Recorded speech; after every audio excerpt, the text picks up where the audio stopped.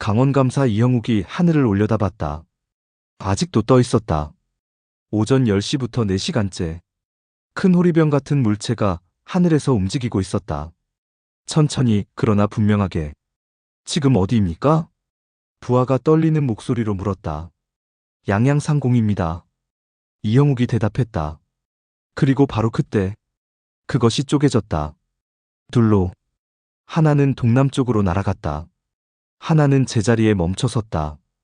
우레 같은 소리가 천지를 뒤흔들었다. 보고서를 써야 합니다. 이형욱이 말했다. 왕께 올려야 합니다. 이것을. 그의 손이 떨렸다. 1609년 8월 25일 아침. 맑았고 구름 한 점 없었다. 강릉부 관하에서 한하전이 하늘을 보다가 멈췄다. 저기.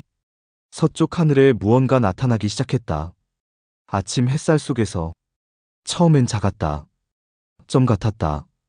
그러나 점점 커졌다. 가까워졌다. 큰 호리병 같았다. 위는 뾰족하고 아래는 넓었다. 사람들이 하나둘 모여들었다. 손가락으로 하늘을 가리켰다. 혜성인가? 아니다. 혜성은 저렇게 움직이지 않아. 평안도 선천군. 정호. 관상감 소속 관리가 급히 보고서를 쓰고 있었다. 형상이 세숫대야와 같고 소리가 천둥 같습니다. 강원도 원주. 오후 1시. 장터에 모인 백성들이 하늘을 보며 웅성거렸다. 용이다. 하늘이 노하셨다. 공포가 퍼졌다. 한양, 관상감. 한 일관이 창밖을 내다봤다. 하늘에는 아무것도 없었다. 하지만 지방에서 급보가 쏟아져 들어오고 있었다. 강원도, 평안도, 경기도 모두 같은 것을 봤다고 했다. 이형욱 감사가 치계를 올린다고 합니다. 직접 봤다는 겁니까? 예, 4시간 동안 관찰했다고 합니다. 일관의 얼굴이 창백해졌다. 자신들이 예측하지 못한 현상, 설명할 수 없는 현상. 다시 양양. 이형욱은 계속 지켜보고 있었다. 물체는 북쪽으로 천천히 이동했다. 마치 무언가를 찾는 것처럼. 거리를 측정할 수 있습니까? 불가능합니다. 저것이 얼마나 큰지, 얼마나 높이 떠 있는지. 그때 물체 주변에 흰 기운이 피어올랐다. 연기처럼, 구름처럼. 기록하시오. 모든 것을. 이형욱이 명령했다. 시각, 위치, 형상, 소리, 움직임. 하나도 빠짐없이. 부하들이 붓을 들었다. 조선의 사관들이 그러하듯 본 것을 그대로 써야 했다. 사시에 시작됐습니다. 지금 미시입니다. 4시간. 혜성은 슉 지나간다. 유성도 마찬가지다. 하지만 저것은 4시간째 하늘에 떠 있었다. 오후 2시. 변화가 시작됐다. 물체의 움직임이 빨라졌다. 북쪽으로 조금 날아가더니 갑자기 쪼개졌다. 난이었습니다. 하나가 둘이 되었다. 하나는 동남쪽을 향해 빠르게 날아갔다. 순식간에 시야에서 사라졌다.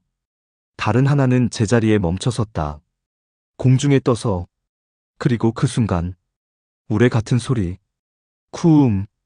땅이 흔들렸다. 사람들이 귀를 막았다. 천지가 울렸다. 멈춰있던 물체가 점차 희미해졌다. 연기처럼 흩어졌다. 사라졌다. 하늘은 다시 맑았다. 아무 일도 없었던 것처럼. 하지만 수백 명이 봤다. 강원도에서, 평안도에서, 한양에서. 그들은 모두 같은 것을 봤다. 3일 후 한양.